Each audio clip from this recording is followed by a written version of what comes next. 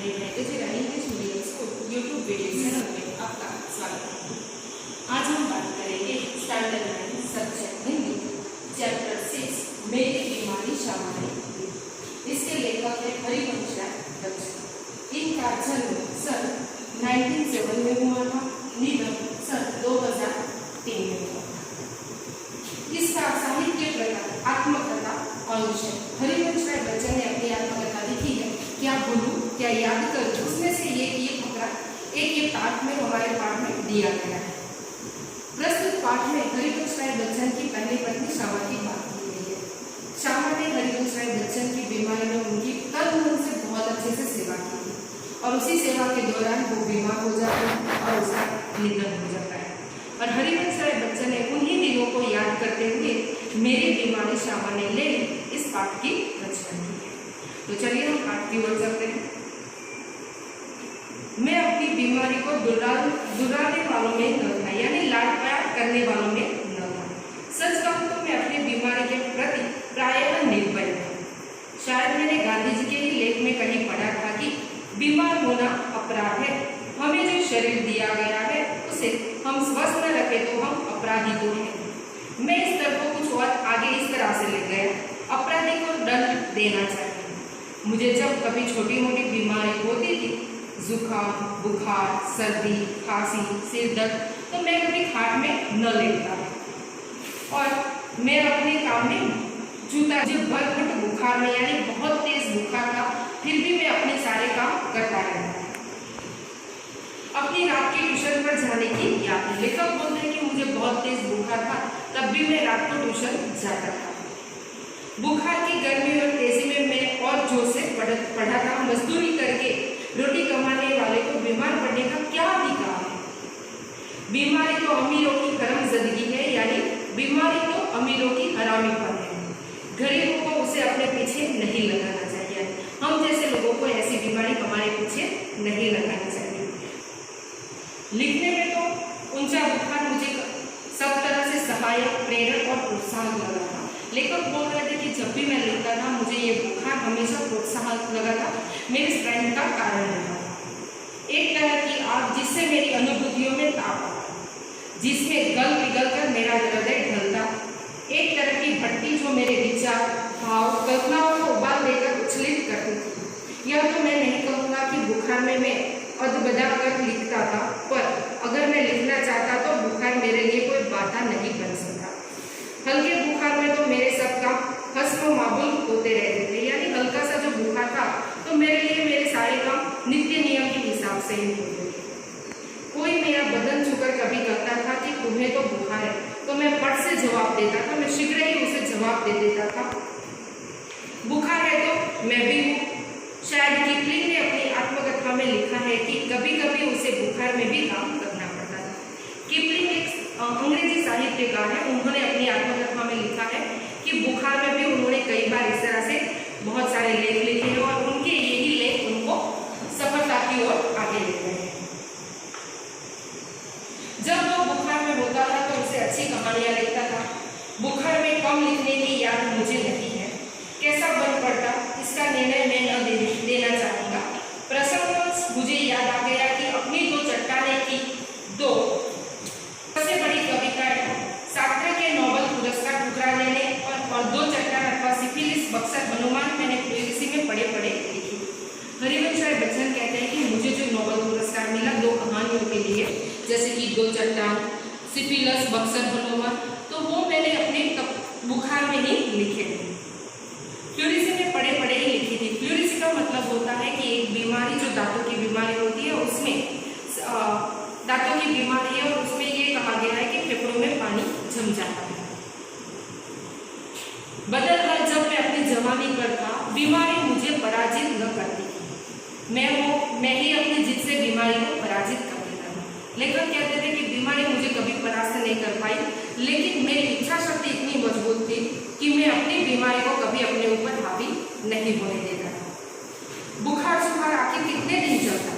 विश्राम तिवारी कहा करते थे, मार के पीछे भूत भागे।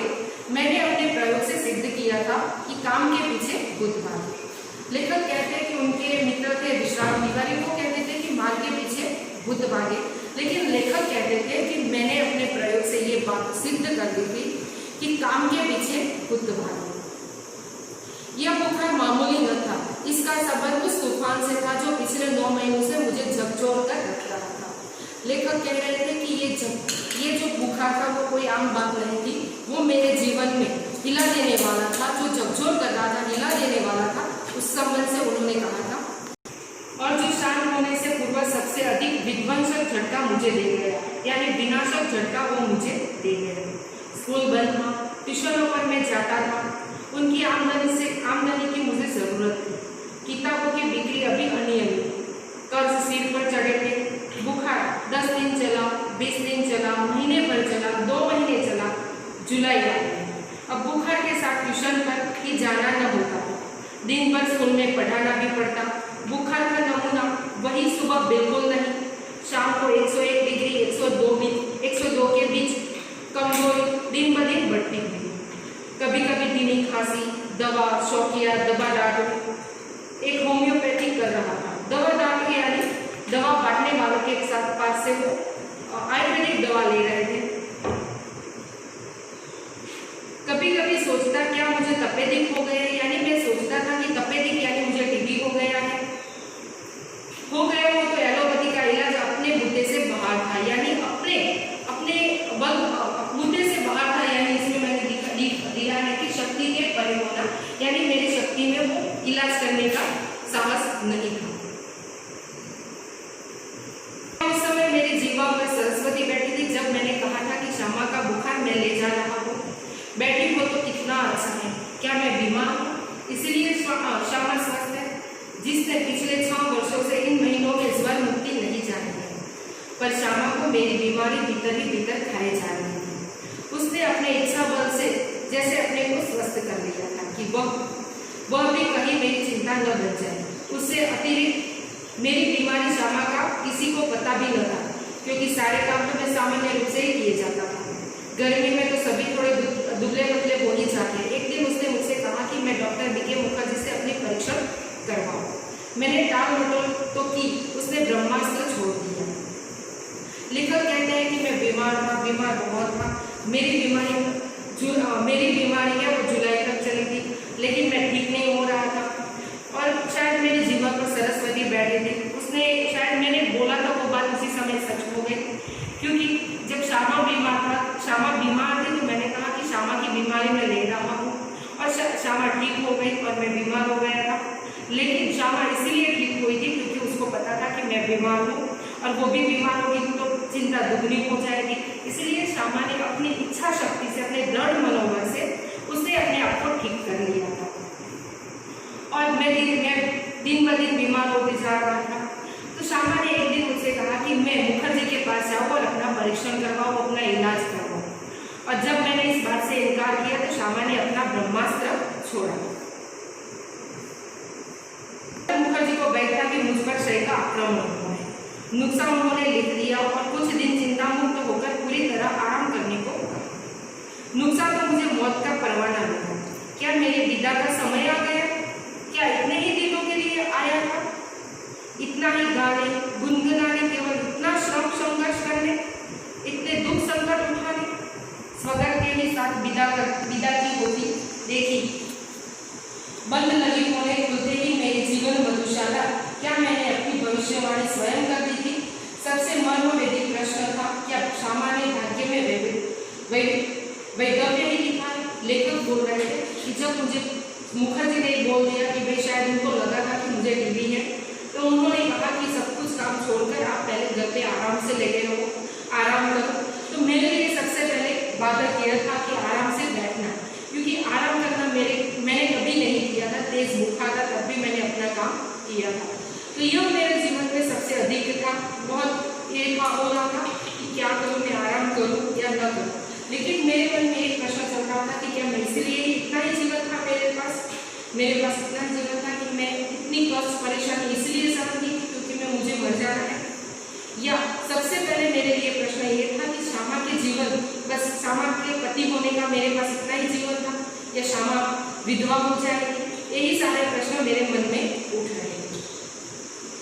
मरने से मुझे डर नहीं था, वह मुझे कठिन भी नहीं लगा। कठिन लगा मरने के पहले जीवन। पूरे आराम के अर्थ होंगे ट्यूशन छोड़ दूँ, स्कूल से छुट्टी लूँ, ज़्यादा लूँ और बगैर तनख्वाह के लेने को तैयार हूँ। फिर घर का खर्च कैसे चलता? शालिग्राम केवल अपनी तनख्वाह के बल पर घर नहीं चला सकते। कल उनकी बदली हो सकती है, तब वे पैसा भी घर भेजने की स्थिति में न होंगे। महंगी महंगी दवाइयाँ कहाँ से आएगी? किताबों से आमदनी अनियमित और अनिश्चित है। कर्ज भी ज़्यादा अदा करने को कम नहीं। लेखक ने कहा कि मुझे मरने से पहले मुझे जीने का बहुत डर लगा, क्योंकि मेरे सर पर किस्तों भी है। मेरे सर पर उन्होंने बोला कि उन्होंने कई लोगों से ब्याज भी लिया था और आराम करके घर पे जिंदगी जीना उनके लिए मरने से कम नहीं था, क्योंकि उनकी जो आमदनी थी वो उनकी ट्यूशन और स्कूल से ही आती थी और उनकी पुस्तकों की बिक्री से। उन्होंने स्कूल जाना बंद कर दिया, ट्यूशन जाना बंद कर दिया और उनकी पुस्तकों की जो बिक्री थी उससे उनका घर चला रहा था। शालिग्राम उनका छोटा भाई है, उसकी आमदनी भी बहुत कम थी। यदि उसकी आमदनी में से वो पैसे लेते हैं तो वो घर पे नहीं भिजवा सकता, उनके माता पिता को वो पैसे नहीं भिजवा सकते थे। तो लेखक के मन में बहुत सारे प्रश्न चल रहे थे।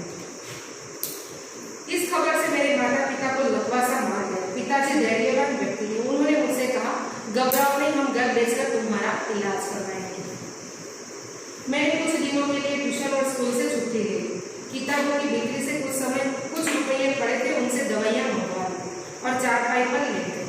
श्यामा की सेवा साकार हुई। लेखक कह रहे थे कि मैंने सभी जगह से छुट्टी ले ली और मेरी जो पुस्तकें बेची थी उसमें से जो पैसे आए थे उसमें से मैंने दवाइयाँ ले ली और श्यामा ने मेरी बहुत अच्छी सेवा की और धीरे धीरे मैं ठीक होने लगा। डॉक्टर ने निश्चित होकर आराम लेने के लिए कहा था। जब बहुत कुछ करने को रहा था तो चिंता के लिए समय कहाँ था?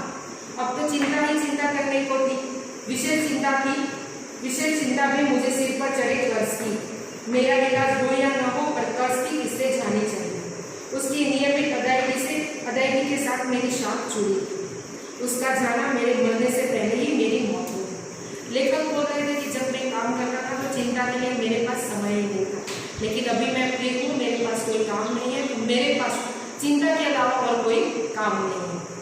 क्योंकि लेखक जानते हैं कि उनके पास आमदनी नहीं है, ऊपर से उन्होंने कर्ज लिया है, तो कर्ज का उनको किस्त भी चुकानी है। तो लेखक कह रहे थे कि मेरे इलाज हो या ना हो, लेकिन कर्ज का जो किस्त है वो जाना चाहिए। यदि वो मैं नहीं दे पाया तो मेरी शाख है, मेरी इज्जत है, वो चली जाएगी।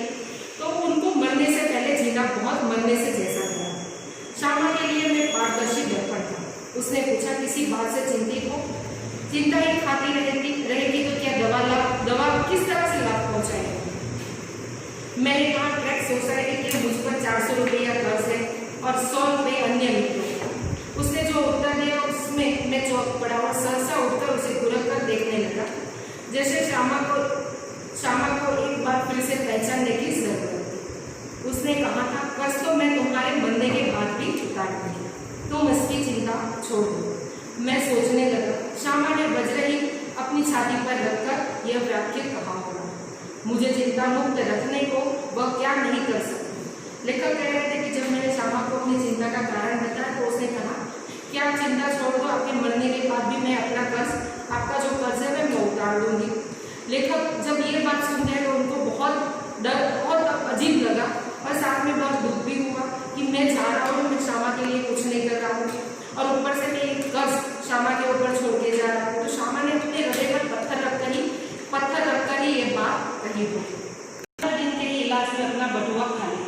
मैं कदापि नहीं चाहता था कि पिताजी घर को हाथ लगाए। अपनी वृद्धावस्था में शांति से बैठने, चाहे उनको भूखे नंगे ही बैठना पड़े, उन्होंने एक शरण स्थल बनाया। मैं उसे उन्हें वंचित करना नहीं चाहता, पर यह भी नियति का एक व्यंग है कि मेरे माता पिता दोनों में से किसी को अपनी छत के नीचे अपनी अंतिम सांस छोड़ने का योग नहीं बना। न जाने राम कहाँ लागे माटी, उस समय मैं कैसे जानता। और एक दिन मुझे वो रास्ता दिखाई दिया जिस पर अपने बल पर चलकर मैं अपनी चिंताएं समाप्त कर सकता था। किसी के लिए विशेषकर श्यामा के लिए मैं कोई चिंताएं नहीं छोड़ूंगा। इस संकल्प में मुझे दृष्टि भी दी और बल भी दी।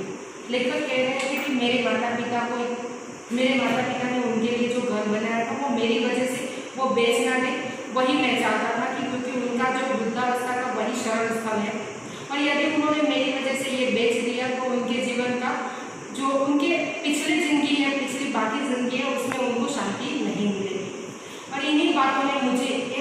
आत्मबल दिया।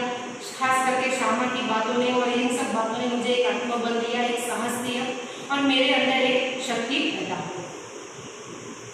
मैंने डॉक्टर बीके मुखर्जी के पास जाकर कहा, डॉक्टर साहब आपका इलाज बहुत महंगा है, मेरे पास आपके इलाज के लिए पैसे नहीं। मुझे जीवन में चुनौतियों से बल मिलता है। मैं यदि मुझे 100 बरस जीने का आशीर्वाद भी दे तो शायद जीने के लिए संघर्ष करने का मुझे इतना बल न आता जितना मैं उसके बाद जाओ मरो शब्द से संचालित किया था।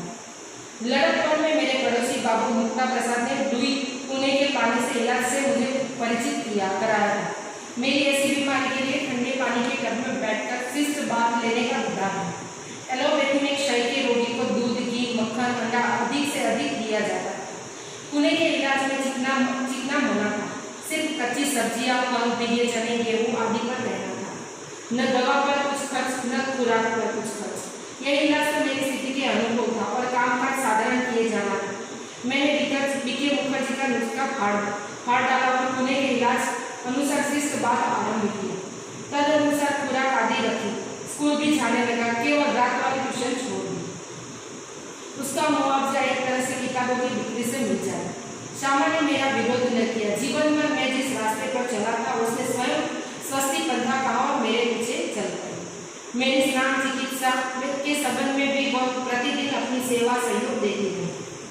सबसे अधिक अपनी इच्छा बल से उसने मुझे अपने रास्ते पर न ठहरने दिया, न पीछे फिरने दिया। राह पकड़ तो एक चलाचल पा जाएगा मधुशाला। लेखक कह रहे थे कि उन्होंने जो बीके मुखर्जी का जो नुस्खा है उन्होंने फाड़ दिया और अपने मित्र उन्होंने जो पुणे पानी का नुस्खा बताया था वो उन्होंने स्टार्ट कर दिया। ठंडे पानी से उन्होंने जो नुस्खा था वो अपनाया। उन्होंने ये भी किया कि कच्ची सब्जियां, गेहूँ, अनाज सब भिगोकर उनको खाना था। तो वो सारे खुराक उनके जो बजट था उसके अनुकूल था और उनके लिए भी सबसे अधिक फायदेमंद था, क्योंकि उसमें दवाइयाँ का भी खर्च नहीं था और साथ में ये इनके अनुकूल इसीलिए था कि वो उसमें काम भी कर सकते थे।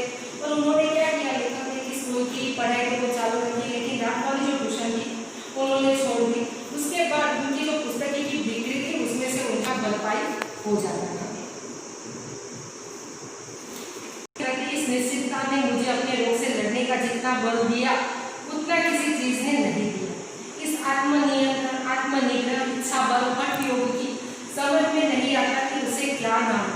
बड़ी महंगी कीमत उसे चुकानी पड़ी। अपने शरीर जगत से पूर्णतया मुक्त हो जिस दिन मैंने सामान्य भोजन किया 15 अप्रैल 1936 को ठीक उसी दिन वह चारपाई पर गिर पड़ी और ठीक न उठी। 216 दिन बराबर रोग शैया पर पड़े रहने के बाद 17 नवंबर 1936 को उसने अपना शरीर छोड़ दिया। श्यामा के और अपने विवाहित जीवन में अंतिम 18 महीने में मुझे और उसे दोनों को मौत के समान संघर्ष करना पड़ा। मेरे संघर्ष में श्यामा ने अपनी इतनी आंतरिक मंगल कामना दी कि इतना सहयोग दिया, इतनी अपनी सेवा दी, इतना अपने को दिया कि इतना अपनी ओर से मुझे चिंता मुक्त रखा कि मैं उस संघर्ष में विजयी हुआ। पर उसके संघर्ष में बहुत मैंने अपनी शुभकामनाएं दी, बहुत सहयोग दिया, बहुत सेवा दी, बहुत अपने को दिया, पर वह पराजित हो गया। संभवतः एक मोर्चे की कमजोरी से वह मेरे विषय में मृत्यु की अंतिम सांसों तक चिंता विमुक्त नहीं हो सकी। लेखक कह रहे थे कि मेरी बीमारी में श्यामा ने मेरे लिए बहुत कुछ किया। खड़े पग वो रहकर मेरी सेवा करने लगी। उसने अंतःकरण से मुझे बहुत आशीर्वाद दिया, अपनापन दिया, प्यार दिया, जैसे मैं ठीक हो पाया। मेरी में जैसे ही नॉर्मल हुआ 15 अप्रैल को मैंने नॉर्मल भोजन लिया। उसी दिन श्यामा चारपाई पर लेट गई, वो बीमार हो गई। मैंने भी उसे बहुत प्यार दिया, बहुत अपनापन दिया, बहुत सारी दुआएं दी, लेकिन शायद किसी एक कमजोरी की, किसी एक पगड़े का कमजोर होना ही शायद ये हमारी जिंदगी का अंत था। क्योंकि हम दोनों ने जो साथ में समय बिताया था वो पिछले 1-2 सालों से हमने जो साथ में समय बिताया था वो हमारा मृत्यु के समान हमारा जो जीवन संघर्ष में बन गया था। उसी दौरान श्यामा की जो चिंताएं थी वो लगातार बढ़ती गई और शायद एक कमजोरी की वजह से, एक कमजोर पगड़े की वजह से श्यामा ने अपनी अंतिम सांस ली और वो मुझे छोड़कर चली गई।